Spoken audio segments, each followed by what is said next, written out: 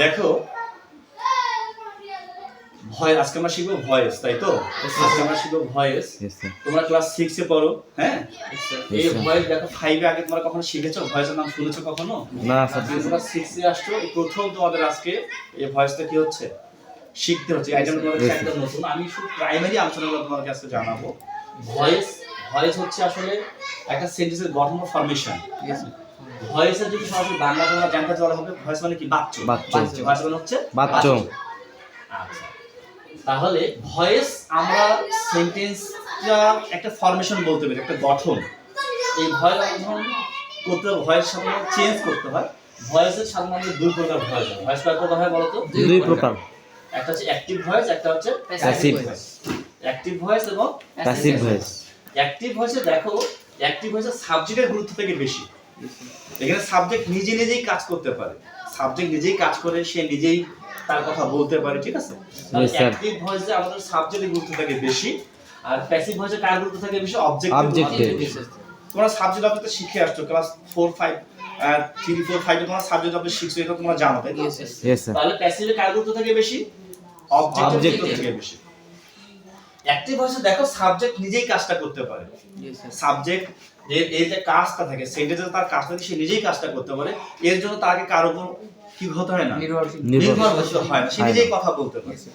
আর passive ভয়েসের এখানে গুরুত্ব কার উপর থাকে?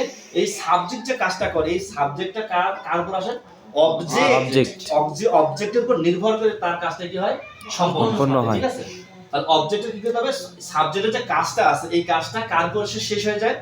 অবজেক্টকে নিয়ে বা অবজেক্টের দ্বারা সম্পন্ন হয়। সম্পন্ন মানে কি? শেষ হয়। তাহলে সাবজেক্ট অ্যাক্টিভ ভয়েসে সাবজেক্ট নিজেই কাজ করতে পারে, আর প্যাসিভ ভয়েসে কি হবে? সাবজেক্টের কাজটা অবজেক্টের মাধ্যমে কি হবে? সম্পন্ন হবে। আমরা যখন ভয়েস চেঞ্জ করতে যাবো অ্যাক্টিভ থেকে প্যাসিভ, আমাদের কয়েকটা জিনিস মনে রাখতে হবে।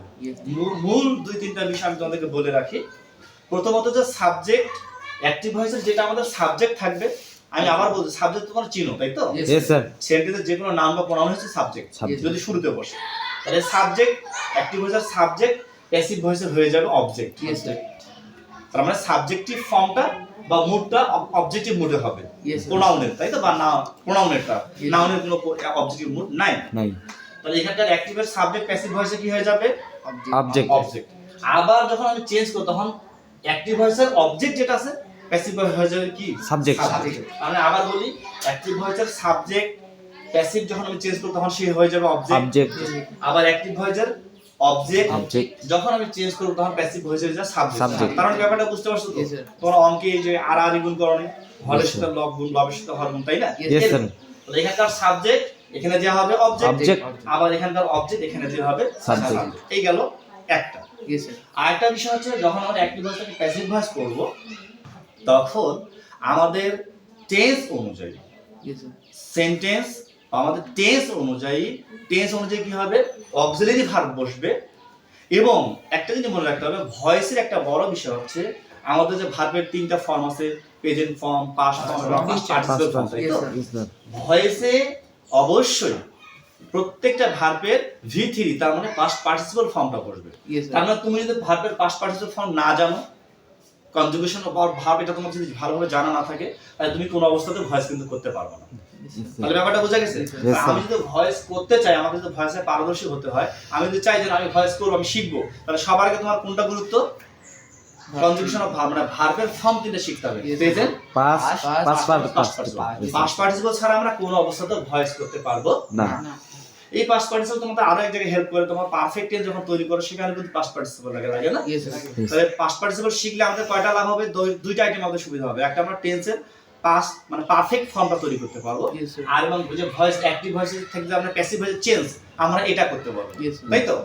তাহলে এই ভয়েস শুরু করতে গেলে বা করতে গেলে আমাদের যে কয়েকটা বিষয় সবচেয়ে ভালোভাবে মনে রাখতে হবে, সেটা হচ্ছে আমাদেরকে সাবজেক্ট চিনতে হবে, এই সাবজেক্টের অবজেক্ট ফর্মটা চিনতে হবে, তাই তো?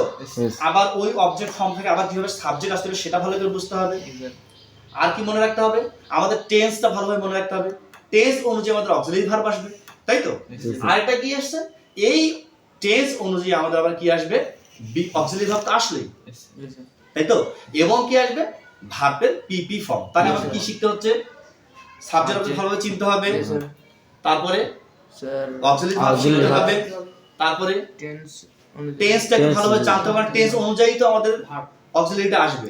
আর কি জানতে হবে? ভার্বের পিপি, তার মানে ভার্বের যে পাস্ট পার্টিসিপল ফর্মটা আছে এইটা আমাদের ভালোভাবে জানতে হবে। তাহলে এই কয়েকটা বিষয় নিয়ে আমরা যদি তৈরি হয়ে যায়, আমরা যদি প্রস্তুতি নেই, দেন তাহলে আমরা কি করতে পারবো?